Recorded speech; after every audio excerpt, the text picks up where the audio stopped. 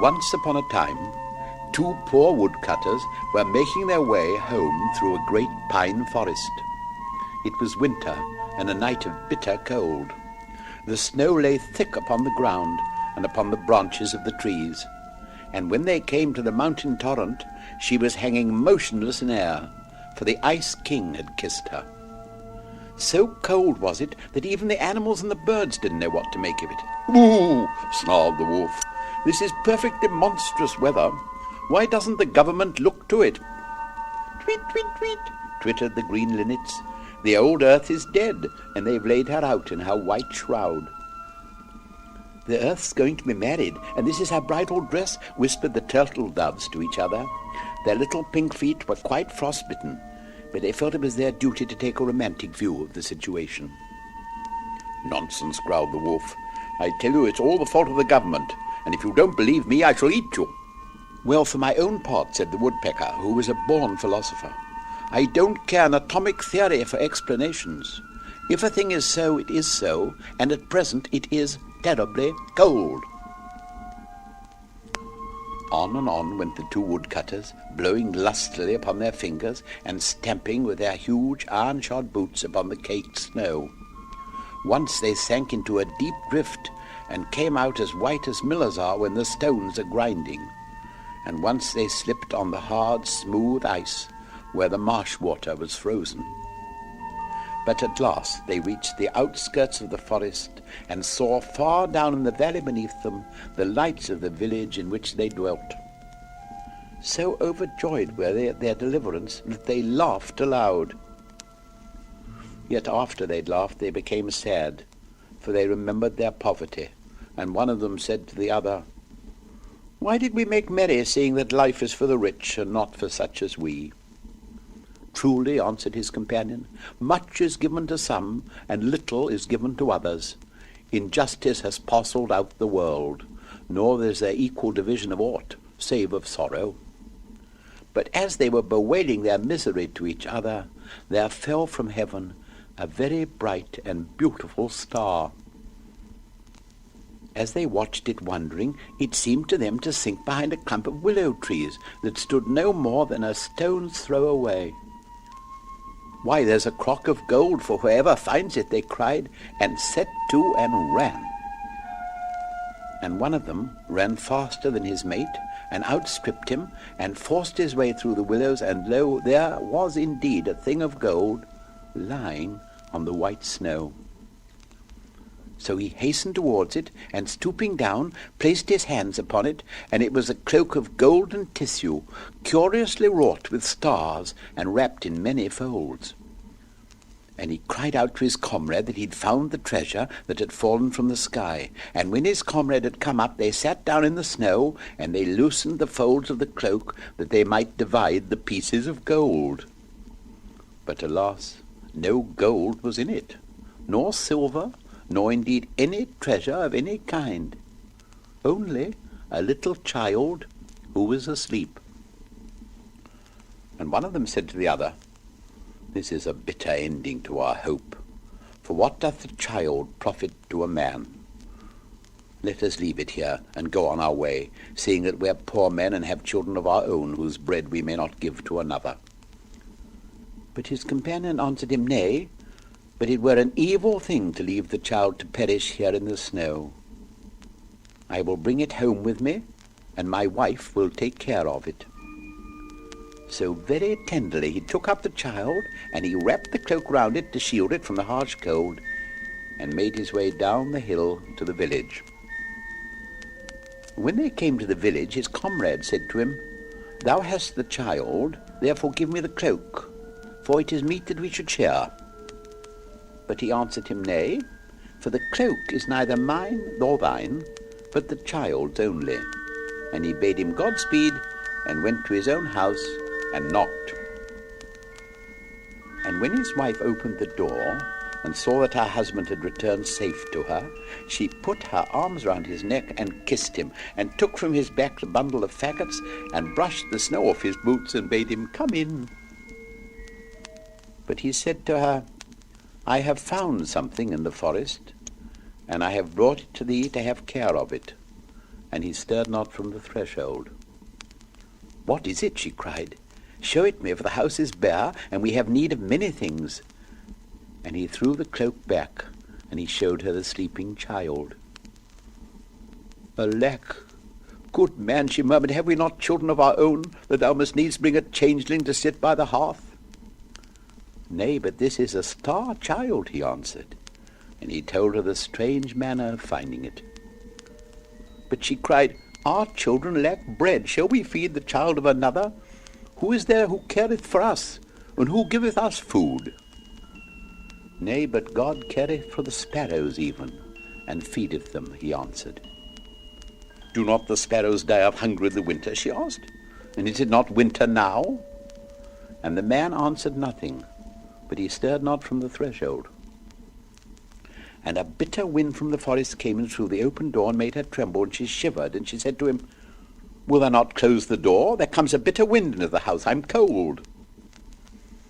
"Into a house where a heart is hard, cometh there not always a bitter wind?" he asked. And the woman answered nothing, but crept closer to the fire. And after a time she turned round and looked at him, and her eyes were full of tears. And he came in swiftly, and placed the child in her arms, and she kissed it, and laid it in a little bed where the youngest of their own was lying. And on the morrow the woodcutter took the curious cloak of gold, and placed it in a great chest, and a chain of amber that was round the child's neck his wife took, and set it in the chest also.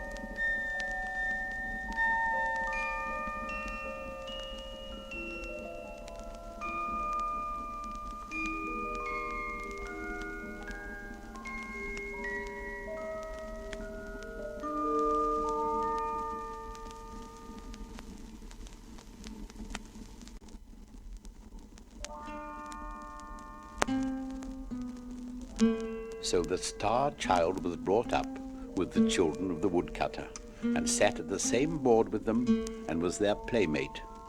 And every year he became more beautiful to look at, so that all those who dwelt in the village were filled with wonder, for while they were swarthy and black-haired, he was white and delicate as sawn ivory, and his curls were like the rings of the daffodil. His lips also were like the petals of a red flower, and his eyes were like violets by a river of pure water, and his body like the narcissus. Yet did his beauty work him evil, for he grew proud and cruel and selfish. The children of the woodcutter and the other children of the village he despised, saying they were of mean parentage, while he was noble, being sprung from a star, and he made himself master over them, and he called them his servants. No pity had he for the poor, or for those who were blind or maimed or in any way afflicted.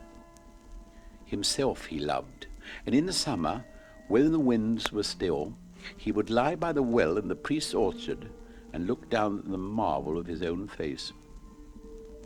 Often did the woodcutter and his wife chide him and say, "Wherefore art thou so cruel to all who need pity?" Often did the old priest send for him, and seek to teach him the love of living things, saying to him, "The wild birds that roam through the forest have their freedom. Snare them not for thy pleasure. God made the blind worm and the mole, and each has its place. Who art thou to bring pain into God's world?" But the star child heeded not their words, and would frown and flout, and go back to his companions and lead them. And wherever the star child led them, they followed. And when he pierced with a sharp reed the dim eyes of the mole, they laughed. And when he cast stones at the leper, they laughed. All things he ruled them, and they became hard of heart, even as he was. Now there passed one day through the village a poor beggar woman. Her garments were torn and ragged, and her feet were bleeding from the rough road on which she had travelled. And being weary, she sat down under a chestnut tree to rest. But when the star child saw her, he said to his companions, "See, there sitteth a foul beggar woman under the fair and green-leaved tree. Come, let us drive her hence, for she is ugly and ill-favoured." So he came near her and threw stones at her and mocked her, and she looked at him with terror in her eyes, nor did she move her gaze from him.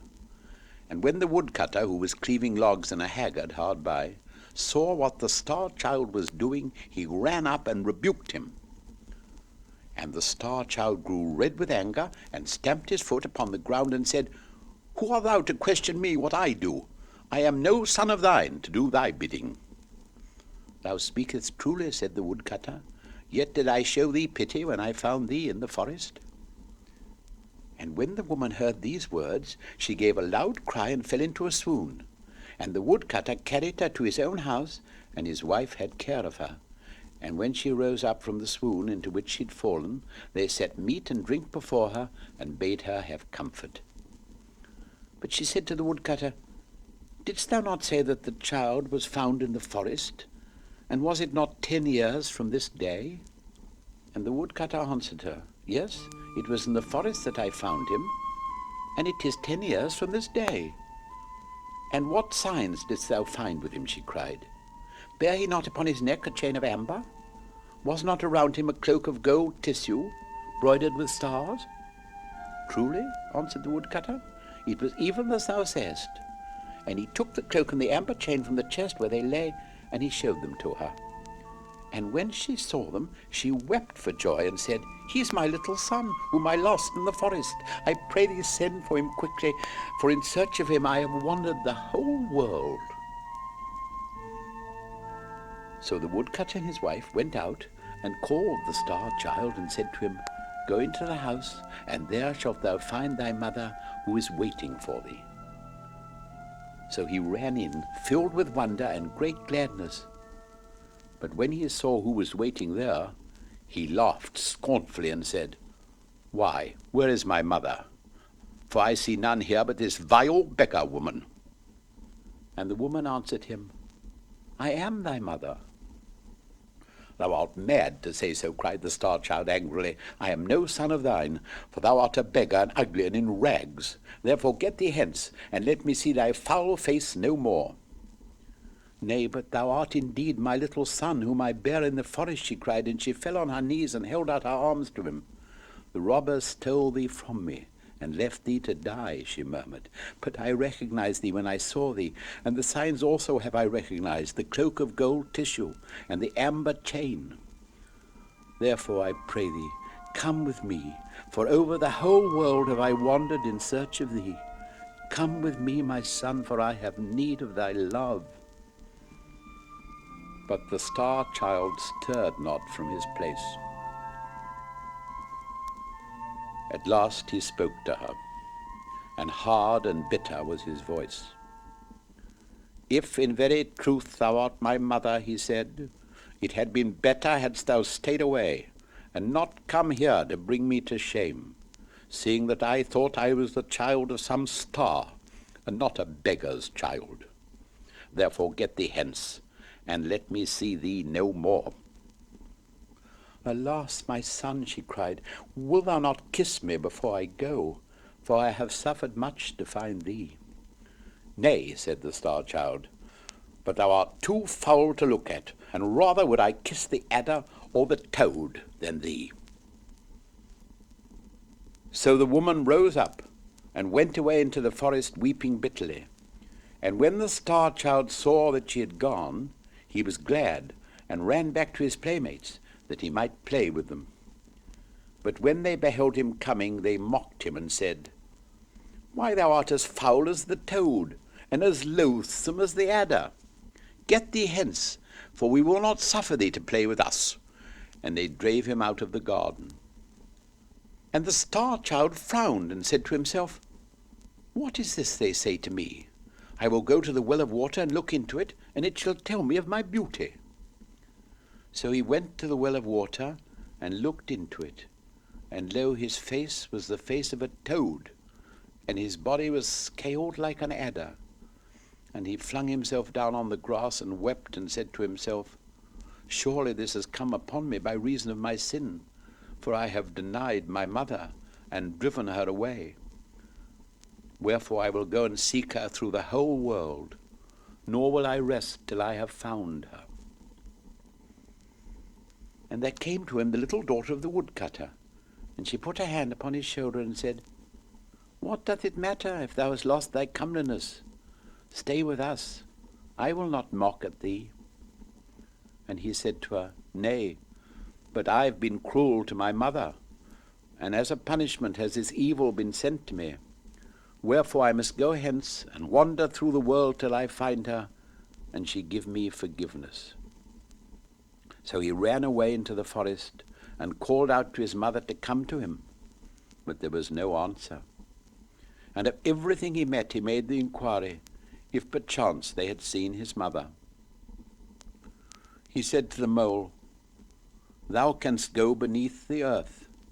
Tell me, is my mother there? And the mole answered, Thou hast blinded mine eyes. How should I know? He said to the linnet, Thou canst fly over the tops of tall trees and canst see the whole world. Tell me, canst thou see my mother? And the linnet answered, Thou hast clipped my wings for thy pleasure. How should I fly? And to the little squirrel who lived in the fir tree and was lonely, he said, Where is my mother? And the squirrel answered, Thou hast slain mine.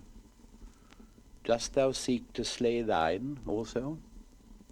And the star child wept and bowed his head and prayed forgiveness of God's things, and went on through the forest, seeking for the beggar woman. And on the third day he came to the other side of the forest, and went down into the plain. And when he passed through the villages, the children mocked him, and threw stones at him, and the farmers wouldn't even suffer him to sleep in the byres, lest he might bring mildew on the stored corn. So foul was he to look at, and their hired men drove him away, and there was none who had pity on him, nor could he hear anywhere of the beggar woman who was his mother, though for the space of 3 years he wandered over the whole world. But overtake her he could not, and those who dwelt by the way did ever deny that they'd seen her, or any like to her, and they made sport of his sorrow.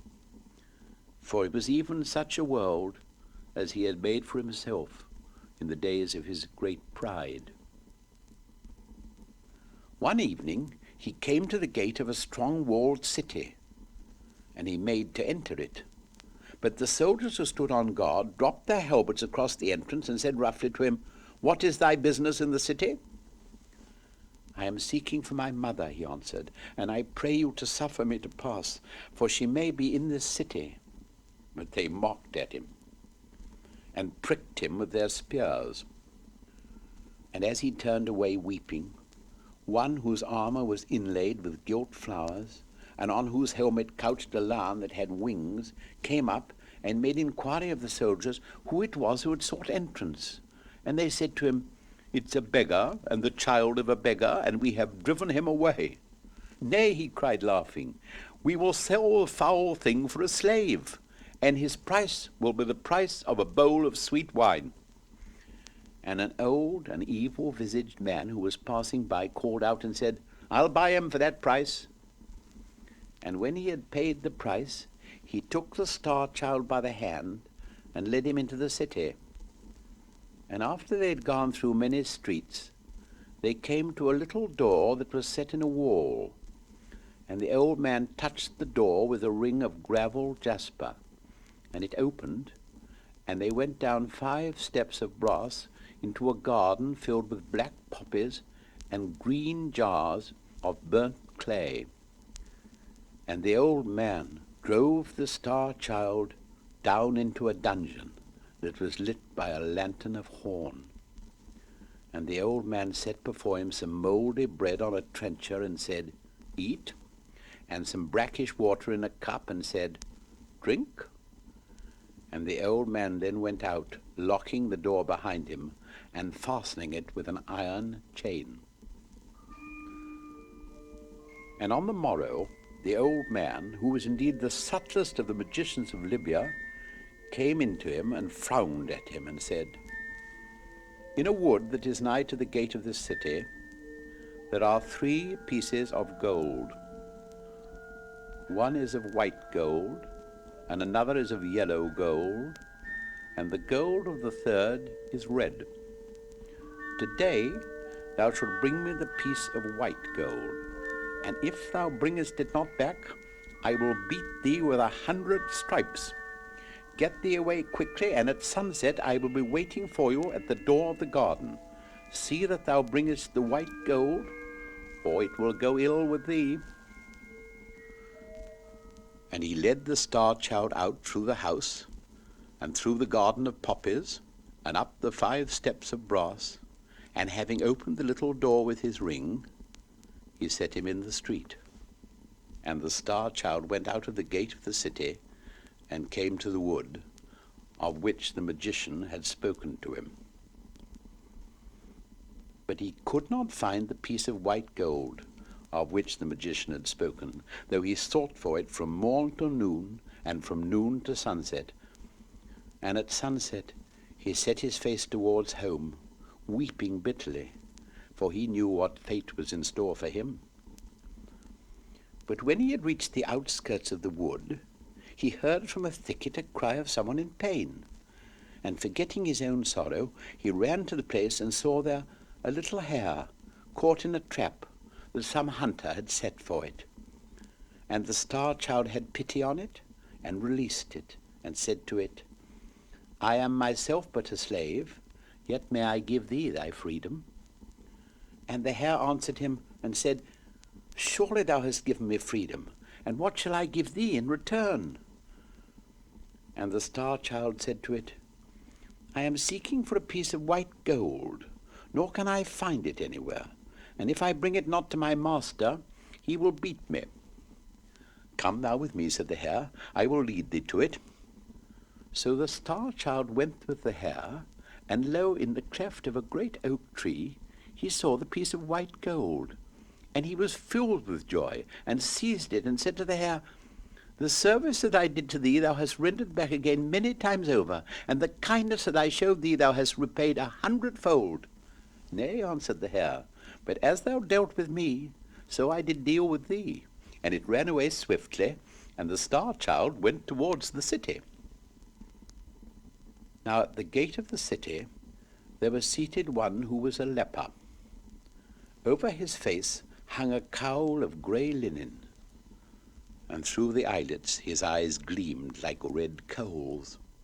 And when he saw the star-child coming, he struck upon a wooden bowl, and clattered his bell, and called out to him, and said, Give me a piece of money, or I must die of hunger.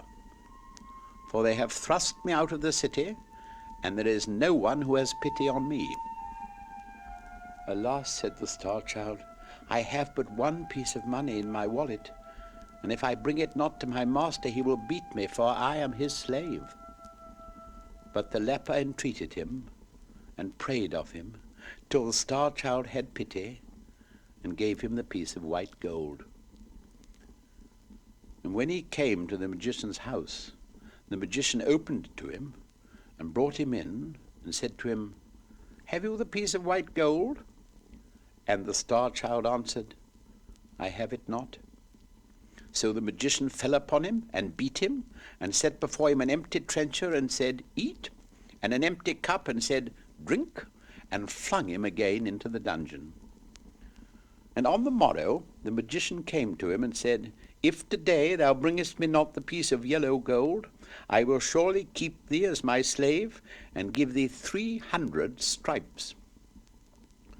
So the star-child went into the wood, and all day long he searched for the piece of yellow gold, but nowhere could he find it. And at sunset he sat him down, and began to weep. And as he was weeping, there came to him the little hare that he had rescued from the trap. And the hare said to him, Why art thou weeping? What dost thou seek in the wood? And the star-child answered, I am seeking for a piece of yellow gold that is hidden here, and if I find it not, my master will beat me, and keep me as a slave. Follow me, cried the hare, and it ran through the wood till it came to a pool of water. At the bottom of the pool the piece of yellow gold was lying. How shall I thank thee, said the star-child, for lo, this is the second time that you have succoured me. Nay, but thou hadst pity on me first, said the hare, and it ran away swiftly. And the Star Child took the piece of yellow gold and put it in his wallet and hurried to the city. But the leper saw him coming and ran to meet him and knelt down and cried, "Give me a piece of money, or I shall die of hunger." And the leper entreated him sore, so that the Star Child had pity on him and gave him the piece of yellow gold.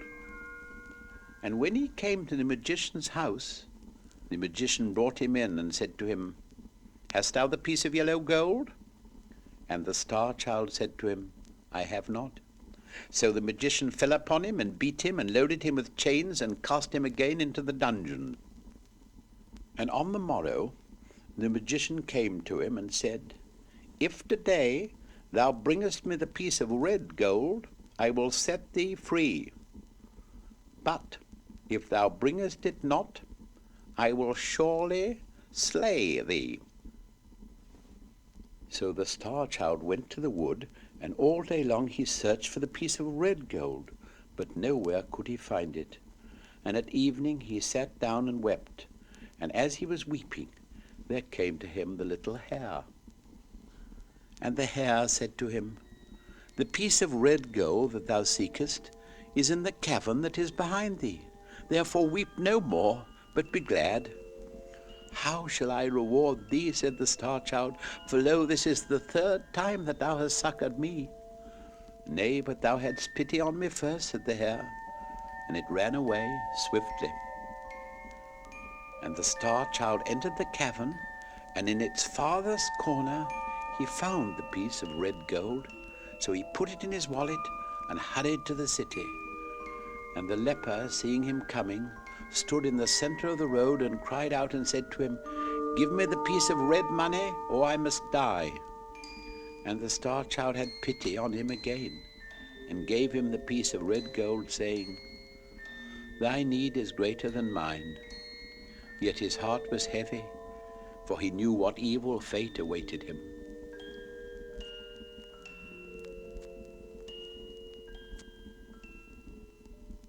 But lo, as he passed through the gate of the city, the guards bowed down and made obeisance to him, saying, "How beautiful is our Lord!"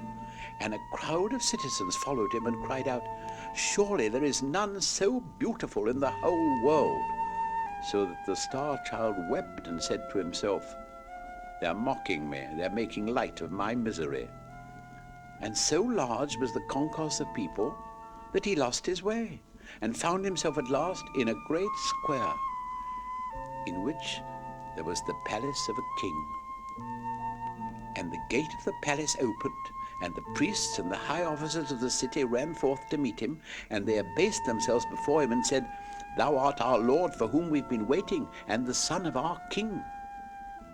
And the Star Child answered them and said, "I am no king's son, but the child of a poor beggar woman. How say ye that I am beautiful? For I know that I am evil to look at." Then he whose armor was inlaid with gilt flowers, and on whose helmet couched a lamb that had wings, held up a shield and cried, "How saith my Lord that he is not beautiful?" And the Star Child looked, and lo, his face was even as it had been, and his comeliness had come back to him. And he saw that in his eyes, which he had not seen there before. And the priests and the high officers knelt down and said to him, "It was prophesied of old that on this day should come he who was to rule over us. Therefore let our Lord take this crown and this scepter, and be in his justice and mercy our king over us." And he said to them, "I am not worthy, for I have denied the mother who bare me, nor may I rest till I have found her and known her forgiveness. Therefore let me go, for I must wander again over the world, and may not tarry here, though you bring me the crown and the scepter." And as he spake, he turned his face from towards the street that led to the gates of the city, and lo, amongst the crowd that pressed round the soldiers, he saw the beggar woman who was his mother, and at her side stood the leper who had sat by the road. And a cry of joy broke from his lips, and he ran over, and kneeling down, bowed his head in the dust, And sobbing as one whose heart might break, he said, "Mother, I denied thee in the hour of my pride. Mother, I gave thee hatred. Do thou give me love. Receive thy child now." But the beggar woman answered him not a word. And he reached out his hand and clasped the white feet of the leper and said to him, "Thrice did I give thee of my mercy. Bid my mother speak to me once." But the leper answered him not a word. And he sobbed again and said, "Mother, my suffering is greater than I can bear. Give me thy forgiveness and let me go back to the forest." And the beggar woman put her hand on his head and said to him, "Rise." And the leper put his hand on his head and said to him, "Rise also."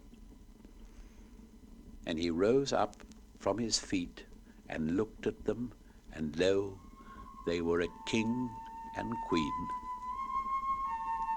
And they fell on his neck and kissed him, and brought him into the palace, and clothed him in fair raiment, and set the crown upon his head, and the scepter in his hand.